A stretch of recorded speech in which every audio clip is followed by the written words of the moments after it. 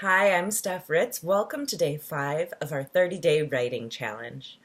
I've heard it said that when you share your story, what you're actually sharing is the memory of the last time you told that story. And that's a huge reason why I put myself through these exercises at least once a year, if not twice a year. That, and the questions change as you change, the years change as you change. And so today's question is, who were you 5 years ago? And when I look at this question, for me, I find this one very difficult to answer. Not because I can't remember, but because of what was going on in my life. About this time, exactly 5 years ago, my grandma had just passed away, about a week or so prior. She is someone that had been a part of my life always, as well as I a part of hers, being her caregiver for 11 years after her strokes. And all of that was gone. Think empty nest times 1,000, right? And at the same time, the family came for the end of life, ransacked the house, packed what they want, took the pictures off the walls, and left. And so I was sitting in my grandma's house, total mess from everyone coming through, and I thought that I had poison ivy.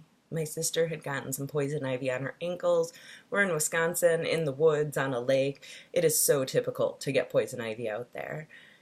But it got worse and it got worse and it got worse. And then I started throwing up. I started waking up in the middle of the night sick, and I couldn't figure out what was going on. And so I went to a walk-in clinic around the block from my house.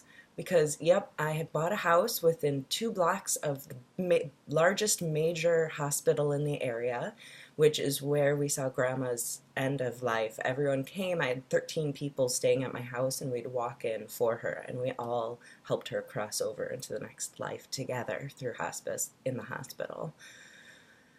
But I had nothing, and I was sick and miserable, and I walked into this clinic telling the guy that saw me, this old man, right? And telling him about how I think I have poison ivy, that I'm at the cottage, and I show it to him, and he's like, "Oh, well, do you have anywhere else?" Right? It was next to my belly button on my side, right above my hip, and I point out a spot on the back side of my back, mirror images, front and back, and he goes, "Oh, you have shingles." It's like, wait, what? That old people disease? Yeah, you have shingles. And then I remembered that someone else on the ICU level of the hospital had shingles.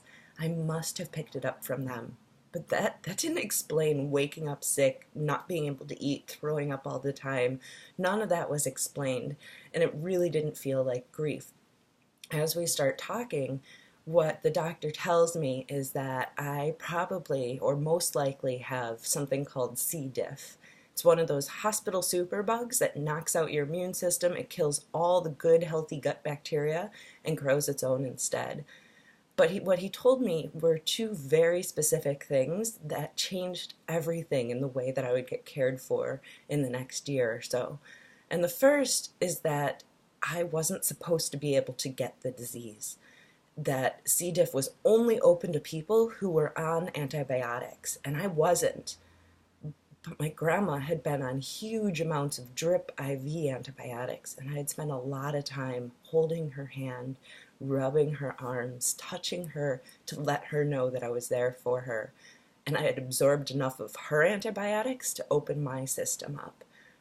So I sat in the doctor's office, and he told me that no one was going to believe that I had C. diff, that it was really, really hard to get a positive answer that it was C. diff, and that if I didn't fight for myself, that I would never get healthy again.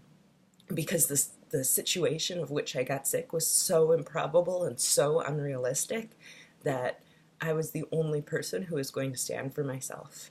It took another 2 or 3 months until I actually got the diagnosis that it was C. diff. And it took a year plus before anyone even told me what probiotics were. I'd never known, but that in itself, natural medicine, is what brought me back to where I am today. Amazing, amazing work. So yeah, do I want to share this story? No. But is what I'm sharing now different than the last time I told this story 2 years ago? Abso-frickin-lutely. So who are you 5 years ago? And can you share that person with us and what you were struggling with and what you were going through in your life?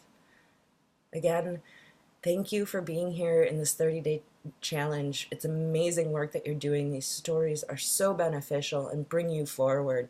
It might sound like we're going through a cathartic experience or we're just sharing our experiences to share, but the reality is that we connect to others on mutual understanding and mutual respect. And so by sharing little snippets of my life, you're able to see and understand where I've been. Doesn't mean you have to have been in the same place, but that you can connect to something I said, a time where you were so sick, a time where no one believed in what you were saying. What is it that you connected with in my story that allows you to resonate with the words that I said and to listen and be engaged? Something for you to consider as you write your stories. So again, like this, comment, let me know what you're up to, let me know you caught this one, and whatever you do, just write, write, write.